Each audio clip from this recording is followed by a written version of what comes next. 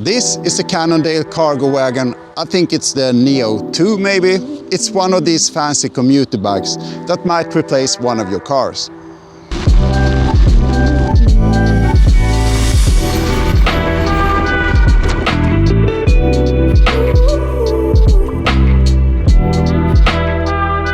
I borrowed this bike from West Coast Bikes that also happens to be Suntour's distributor in Sweden.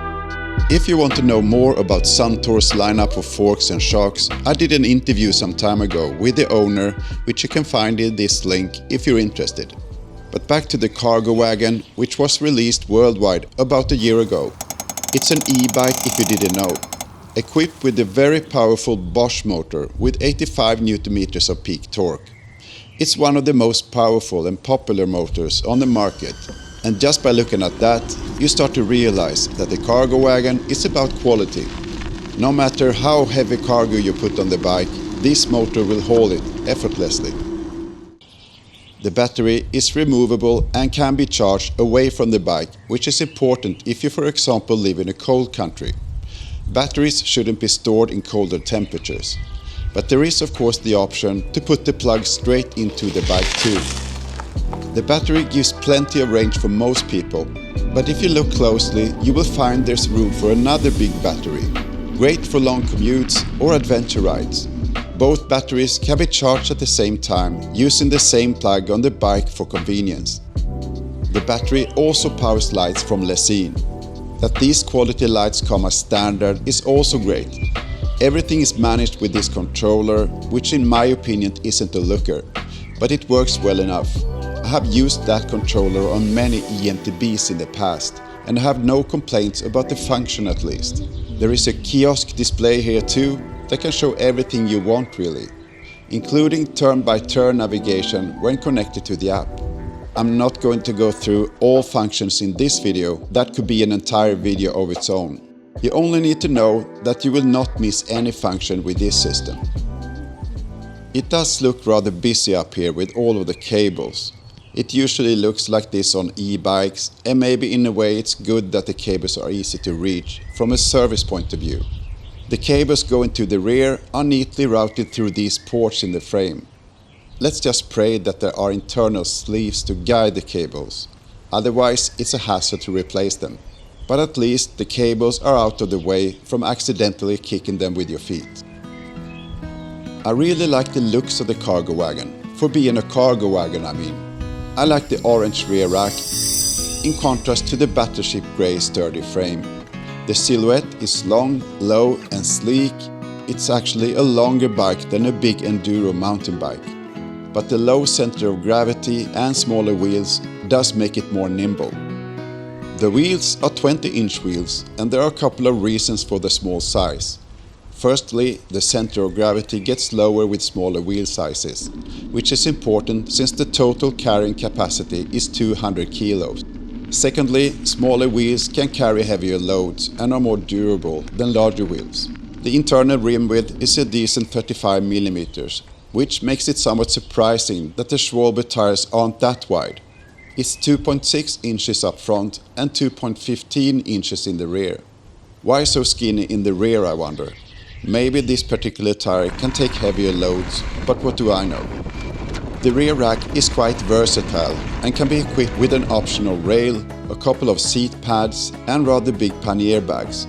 There's even room to fit 2 child seats here, but that looks a bit cramped to be honest.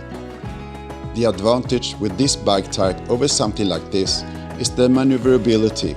This is such a nimble bike for being a cargo bike. It's also way more fun to ride than these cumbersome 3-wheelers, and that's something that shouldn't be underestimated. As standard, there are these covers to prevent spray, but more importantly to prevent little feet to find their way into the spokes, which would be a disaster with such a heavy and powerful bike. Also, most of the chain is covered too, making this bike a less dirty affair when you ride in your fancy pants and white heel figures. Some of us want to arrive to work and not look like cyclists. There are also large footrests for older children that don't use a booster seat. Up front there is a mount beneath this plate, and there are 2 options for a rack here. One smaller and one bigger. but both front racks can take 15 kilos of weight. The rear rack can take 80 kilos, and the total maximum system weight, that's including the rider, is 200 kilos. There is no official weight for the bike itself, unfortunately, but I have seen the figure 36 kilo at a couple of places, which doesn't seem to be too far off. Oh, and I forgot about this center console, which is a first for me. There's room for your phone, a water bottle and other bits and pieces. Very smart little storage actually. And there's also room for a bottle cage here, to fit another water bottle. Let's continue with the components, because it's a joy to read the spec list of this Neo2 version of the cargo wagon. There is also a Neo1 version available with a larger 725 Wh battery and the Enviolo continuously variable transmission, which some prefer over traditional drivetrains. But I definitely think that the drivetrain on the Neo2 is sufficient. It's a 10-speed Shimano Dior shifter, it functions well, it's durable, and the replacement parts aren't too expensive. I have to mention that there is a Neo version somewhere in the mix too, which seems to be a US version only. It's similar to the Neo2, but with a slight change of components, such as Tektro brakes over Shimano. Confusing, right? So back to this Neo2 version then. Due to the longer rear end of the cargo wagon, the chain is very long.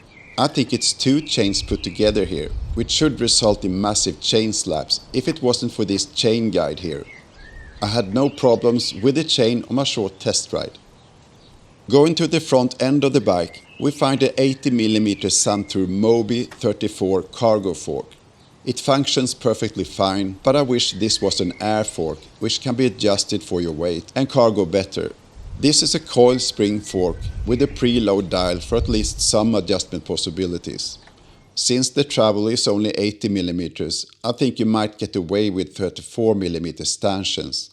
At the same time, this is a heavy bike with powerful brakes. I didn't have any issues with the fork on my short test ride, but that was only with me on the bike. It's a boost through axle though, which should account for something.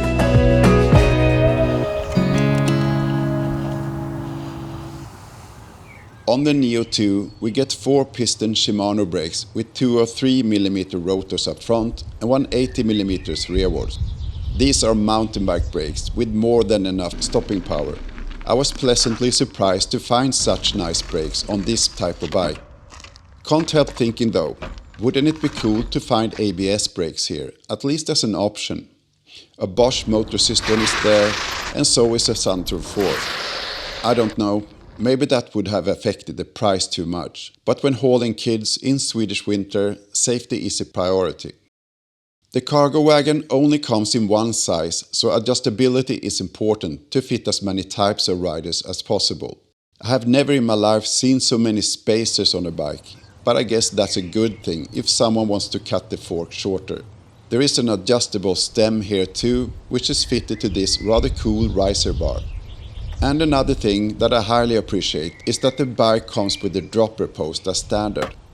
It's only 70mm, I'm used to way more travel, but there's also a built-in suspension function in the dropper that makes the ride smoother. And the saddle is very comfortable too.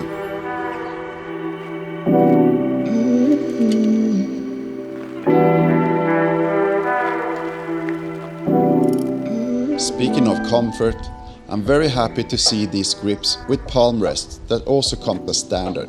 The spec list says they're Cannondale branded, but they are suspiciously similar to my Ergon GS1s, which isn't a bad thing. They effectively reduce numbness in your hands, and the importance of quality contact points shouldn't be underestimated. The seating position is very relaxed, and why not? There's a powerful motor between your legs to help you to cut through the air. The bike is very pleasant to ride. At the same time, it's important to mention how nimble the bike feels despite the heavy weight. Maybe it's the small wheels that makes the turn so easy, or maybe it's the powerful Bosch motor that makes the bike so zippy. Either way, I enjoy how easy it is to ride. And that about sums up everything. I hope you got something out of this video. Tjena boys!